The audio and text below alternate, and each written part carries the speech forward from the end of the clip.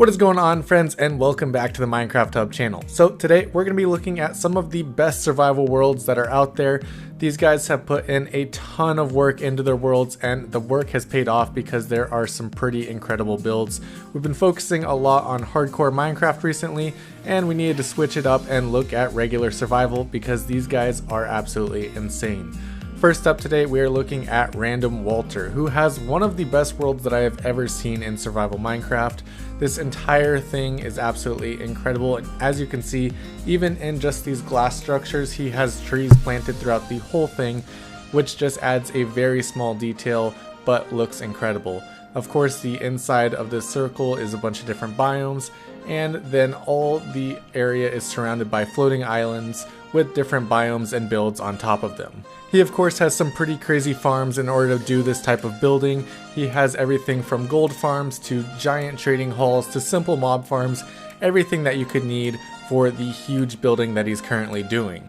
This is definitely one of the most impressive single player worlds out there, especially with all the floating islands, and considering he has entire buildings built out of simple gold, emerald, redstone, and lapis.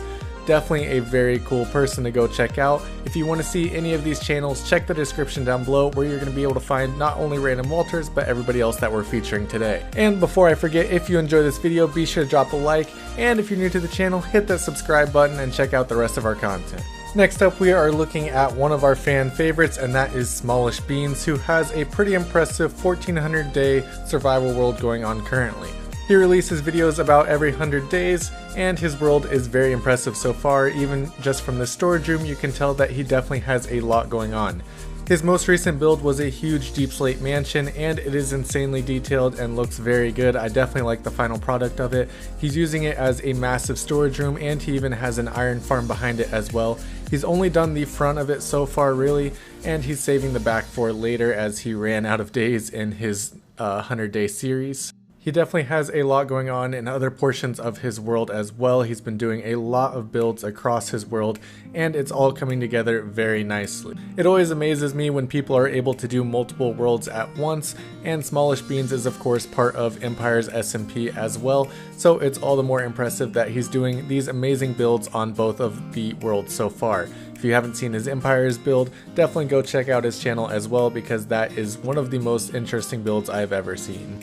Coming back to this world, we can see that this mansion is insanely cool. I really like the block palette that I used for this. He's got a lot of deep slate at the bottom, and then it moves up and he's got, I assume, calcite in the middle, and then some purple on top, which pairs really nicely together, especially with the different woods that I used for the outline of this base.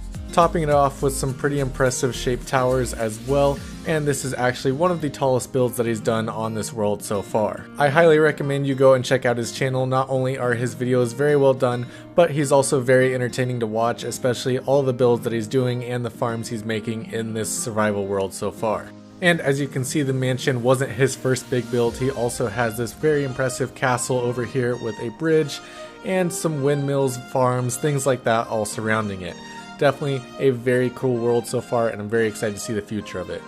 The next world that we're looking at is Luna, a single player world built by Lobo's Garage, and it is definitely the biggest single player world I have ever seen. This world has towns, castles, boats, and so much more. This world has taken years to get to the point where it's at now, and it is a very impressive world to see. As he's flying around here, you can see all the cool little areas in the city, and this very impressive build on the outside of the city as well, which has an enchanting table at the top and looks very cool. The only other worlds that I have seen with this much built inside of them is Hermitcraft, and that is a huge multiplayer server, so the fact that Lobo's Garage went and did this all by himself makes it extremely impressive to see. It's definitely one of my favorite single player worlds, and not only does it have a lot of very cool builds and things like that, it also has some lore to it, which makes it even more interesting as well, so I definitely recommend you go and check out his videos. Not all of them are a 3-hour world tour. He does do a lot of other videos of just his regular day-to-day builds and things like that. His world tour was actually 17 episodes ago, so he's actually done a lot of work since then as well. So everything you're seeing now, there are some changes to it, and there's a lot more going on in his world. This dude is also insanely underrated and only has 33,000 subscribers, which I think is a criminal offense because everything that he's got going on, he should have way more than that. So definitely go check out his channel because he deserves some major support for everything that he's done in his world so far. Not only does he have some very impressive builds in the overworld, but he's also got a lot going on in the nether. This is just one small section of his nether, and he actually has a huge nether hub and a lot more going on. Other than that, he's also got a very cool end project, which he has an enderman farm, of course, to get XP and ender pearls, but he built it as a floating island off the main island and used black glass as a bridge to get to it so that you really can't see the pathway. It's still very safe though, and it is a survival world, so even if he dies, he does get to respawn and keep working on all his insane projects.